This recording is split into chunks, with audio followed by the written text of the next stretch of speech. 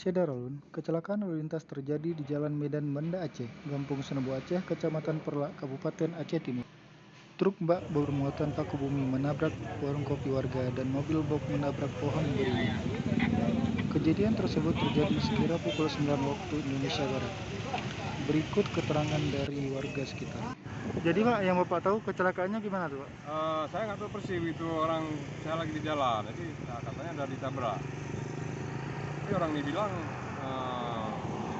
mobil bawa besi ini untuk bawa teluk Semawe ini dia ngelak mobil box tuh, ngelak sebelah kanan, jadi nggak bisa apa lagi, hilang kendali langsung nabrak itu. Apa kan? Berarti kejadiannya mobil truk itu Pak ngelak mobil box, kemudian nabrak rumah gitu Pak? Langsung lempang dia nabrak warung, warung. Jadi Pak, yang Bapak lihat ada korban jiwa nggak Pak? Nggak ada, kosong. Memang nggak jualan selama ini, lagi direhab. Berarti untuk dari pihak pemilik kedai tidak ada korban jiwa Pak ya? Nggak ada orang, kosong.